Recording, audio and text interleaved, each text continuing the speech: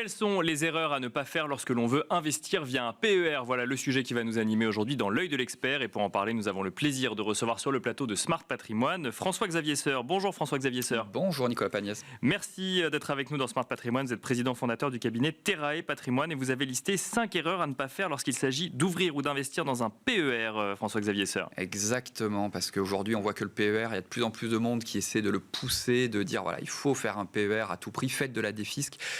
Et ça m'agace énormément. Je pense que ce sont les anciens. Donc là, je vais râler pendant 5 minutes. Mais je pense que ceux qui avant vendaient du Pinel, vendaient de la défisque Pinel, se sont mis maintenant à vendre de la défisque PER. D'accord. Et c'est insupportable parce qu'il y a les mêmes erreurs entre les deux. Donc les mêmes choses à ne pas faire en tant qu'investisseur. Donc si je comprends bien, il ne faut pas vendre de défisque déjà dans un premier temps. Déjà, ne vendez pas des fiscs, ne courez pas après des fiscs. Un plan épargne retraite, je vais faire une bonne grosse lapalissade, c'est un plan d'épargne pour la retraite. D'accord. Si vous investissez dedans pour autre chose que pour votre retraite et que vous courez après des fiscs, vous serez nécessairement déçu. Donc déjà, il ne faut pas faire un objectif purement défiscalisant, parce que sinon vous allez forcément prendre les mauvaises décisions. Vous allez pas regarder dans quoi vous allez investir, vous n'allez pas regarder la clause bénéficiaire, vous n'allez pas regarder de stratégie d'investissement cohérente, vous n'allez pas regarder les frais, voilà. Donc tout ça, il faut faire extrêmement attention. Et il faut faire attention surtout, parce que là, on va arriver dans la fin d'année. Mais c'est ce que j'allais dire, il ne faut pas y aller en courant en novembre en se disant je vais défiscaliser un peu pour cette année 2024. En novembre et même en décembre, on en voit qui parfois en décembre disent « Ouh là là, attendez monsieur le client, madame la cliente, c'est la fin d'année, nous découvrons au mois de décembre que vous allez payer des impôts sur vos revenus de l'année. » Bah oui, c'est normal. Un bon conseiller en gestion de patrimoine, il fait quoi? Il va faire une holding, il va faire travailler la forme sociale d'un chef d'entreprise. Il y a des choses comme ça, c'est du bon travail en gestion de patrimoine et éventuellement on fait un PER.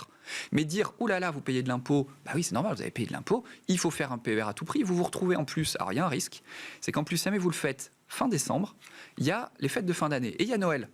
Et il y en a qui souscrivent après Noël, qui notamment ouvrent des PER après Noël, et qui découvrent que quand on le souscrit après Noël, ben ça passe sur l'année fiscale suivante. D'accord. Donc, généralement, il vaut mieux les ouvrir avant Noël au plus tard, et ne faire que les versements complémentaires entre Noël et le 1er de l'an, au risque de passer sur l'année suivante. Ça, c'est la première erreur. Quelles sont les autres erreurs? Après la défisque, surtout en fin d'année. Première erreur. Deuxième erreur, souscrire quand on a peu ou pas de fiscalité. D'accord. Ça, je le vois de plus en plus.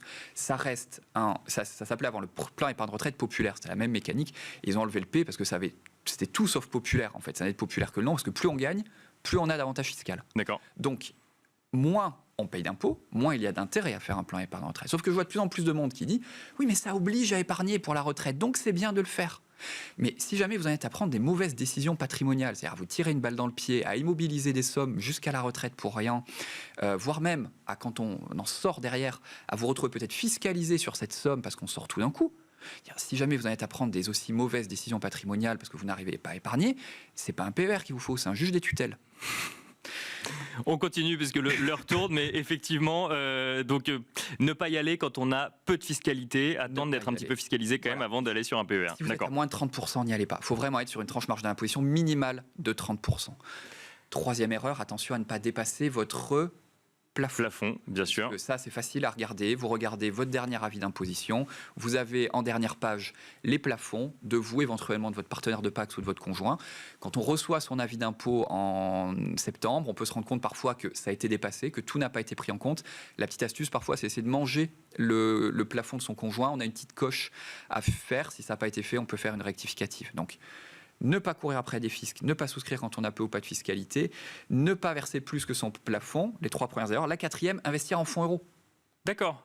Alors ça, pour le coup, j'entends souvent sur le plateau que c'est le moment d'investir en fonds euros, mais pas sur un PER alors. Surtout pas sur un PER, parce que le PER, si vous le faites bien, vous êtes loin de votre retraite, vous êtes devant vous 10 ans, 15 ans, 20 ans. Donc vous avez du temps. Faites de l'action.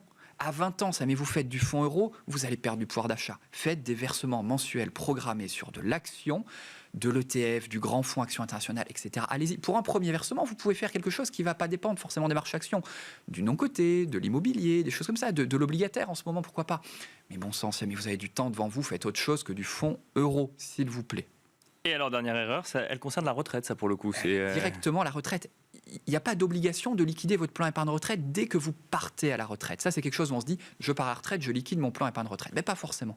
Parce qu'il ne faut pas l'oublier, il y a quand même beaucoup de retraités qui déjà continuent à épargner à la retraite et qui au contraire ont du pouvoir d'achat parce qu'ils n'ont plus de crédit à rembourser, etc. Et ils ont du pouvoir d'achat. Donc ils peuvent continuer à défiscaliser, à poursuivre cet avantage fiscal. Et puis, on peut avoir intérêt à liquider son plan épargne retraite tard, à le liquider plutôt quand on va avoir notamment des dépenses qui vont augmenter à la retraite, plutôt quand on va avoir par exemple de la dépendance, peut-être 85 ans, 90 ans. Et à ce moment-là, on va avoir, comme un assureur, ça calcule la rente viagère sur l'âge, Bien sûr. Oui. la durée de vie restante et le capital constitué. Normalement, la durée de vie est plus courte si on liquide plus tard. Le capital constitué est plus important parce qu'on a fait de la plus-value et qu'on a continué à épargner. Donc la rente sera plus élevée. Donc, plutôt que de liquider tout de suite, voilà, se donner du temps, faire du gras. Voilà, il faut que votre PER il fasse du gras, il faut qu'il ait le temps de faire de la plus-value. Et à ce moment-là, vous ferez un effet de levier fiscal. C'est ça qui intéresse. Merci beaucoup François-Xavier Seur, président fondateur du cabinet Terrae Patrimoine. Merci à vous également et on se retrouve très vite sur Bismart.